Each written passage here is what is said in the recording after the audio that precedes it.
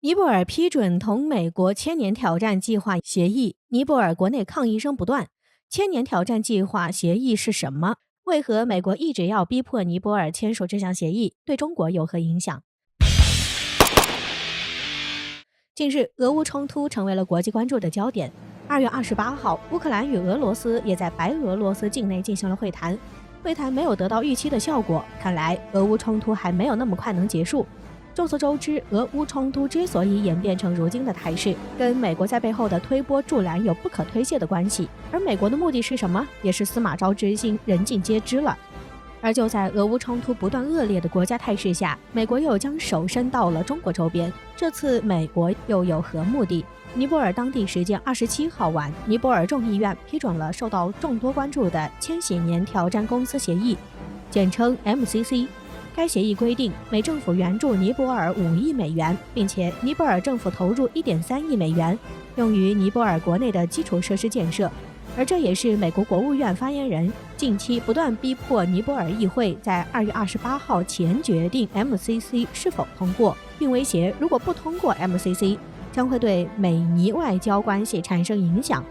还声称这项协议是美国带给尼泊尔的礼物。这看起来像是美国对于尼泊尔的援助，但为什么美国突然会在这个时间点对尼泊尔进行援助呢？千禧年挑战公司计划又是什么？为什么美国要威胁尼泊尔签署协议？美国这一举动的目的到底是什么？是否会对中国造成影响呢？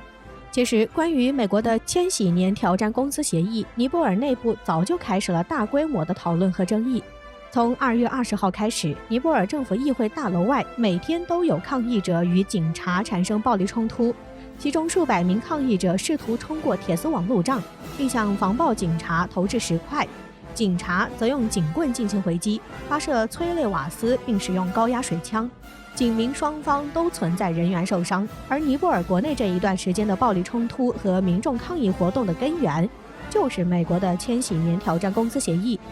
对于美国千禧年挑战公司协议不了解的朋友们可能会产生疑惑，美国援助5亿美元给尼泊尔，尼泊尔民心的抵抗情绪怎么这么大？我们先来讲一下美国这个千禧年挑战公司协议，也就是 MCC。 这个 MCC 其号称为独立的对外援助机构，但实际上这个机构是置于美国政府管理之下的，其董事会包括由美国国务卿担任的董事长、财政部担任的副董事长，以及商务谈判代表、国际开发署署长、执行总裁和4名由总统直接任命的私营部门公共代表。从这个人员架构，我们就能看出，这完全就是个政府单位，以美国政客为主要负责人，所以这肯定不是一个简单的对外援助机构。据了解， MCC 对外援助机构成立于2001年的911事件后，布什政府对外援助政策的改变。布什政府认为经济落后会滋生恐怖主义，所以对于发展中国家的贫困问题应该格外关注。借此2002年 MCC 机构开始组建，2004年正式成立千禧挑战公司。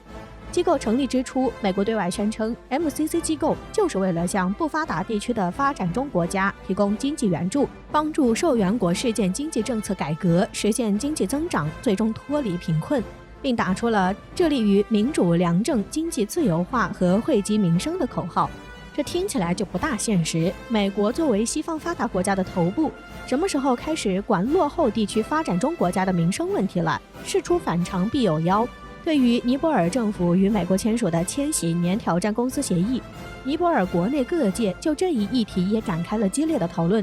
支持者认为这有利于国内经济发展，而反对者认为这协议与丧权辱国无异。这一协议明面上是援助尼泊尔5亿美元，帮助国内基础设施建设，但实际上存在着许多附加条件。首先，千禧年挑战公司协议高于尼泊尔法律，这是什么概念？2022年了，美国还在搞殖民主义时代的治外法权那一套，完全无视尼泊尔的国家主权。其次，这份协议的正式实施还要得到印度的批准。美国与尼泊尔签署的协议还要印度批准，这又把尼泊尔的主权放在哪里？将尼泊尔这个独立国家放在哪里？美尼签订的双边条约内容确定一个3边协定，这完全就是一个不平等的对话。第3点，美国公司负责账户审计，也就是由 MCC 协定主导的任何项目审计工作都需要得到美国的批准。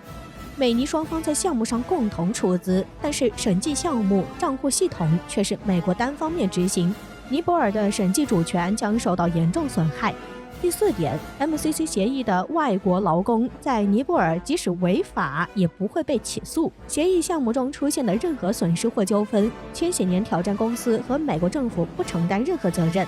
尼泊尔政府也无权要求任何公司员工和外派官员承担法律责任。可以说，美国的这一协议就是为了尼泊尔的卖身协议。协议签订后，美国可以随时干预尼泊尔的内政，尼泊尔也成为了一个完全丧失主权的国家。事实上，尼泊尔政府在签订协议的前一天还表示，除非对现有尼美 MCC 合作协议进行修改，否则将不支持提交给议会。但随即协议便通过了尼泊尔议会。这其中美国用了什么手段威胁尼泊尔，我们不得而知。我们总结一下，美国的这一 MCC 协议主要目的就是3点。首先，让尼泊尔交出经济命脉。美国援助尼泊尔的5亿美元是明确了用途的，将共同在尼泊尔完成400公里输电线路、300公里公路以及尼泊尔和印度之间跨境电网连接的3个变电站的建设。尼泊尔国内最值钱的就是水电资源，尼泊尔占有全世界水力发电总量的3%。MCC 协议的生效将直接把尼泊尔的水电资源控制在美国的手中，并且尼泊尔政府不能插手，也没有知识产权，甚至收益都没有保障。其次，我们前面说到的治外法权，千禧年挑战公司的雇员和美国外派官员在尼泊尔都成为了人上人。最后，美国与尼泊尔签订的协议其实是与印度相关，尼泊尔的主权完全丧失，总结起来就4个字：丧权辱国。而在2019年，美国时任国务卿朱利兰茨就明确表示过 ，MCC 协议是美国印太战略的一部分，为的就是对抗中国的一带一路倡议，并且尼泊尔地理位置极其特殊，处在中国与印度的中间。美国一旦完全剥夺尼泊尔主权，并在尼泊尔地区进行军事行动，那就是在中国的家门口点火。换句话说，现在的俄乌冲突中的俄罗斯就很有可能是未来的中国，并且我们前面提到过，这次的5亿美元援助建设的变电站在尼泊尔和印度的边境区域，目的就是为了将尼泊尔的电力资源出口印度。这很有可能是美国与印度的再一次联合，企图通过尼泊尔加强与印度的联系，然后用印度的地理位置钳制中国。综合来看，这是美国在搅动完欧洲地区后，开始准备搅动印太地区的稳定。俄罗斯疲于冲突，美国也不会让中国闲着。美国就是想靠着国际形势的混乱来保持自身的霸主地位。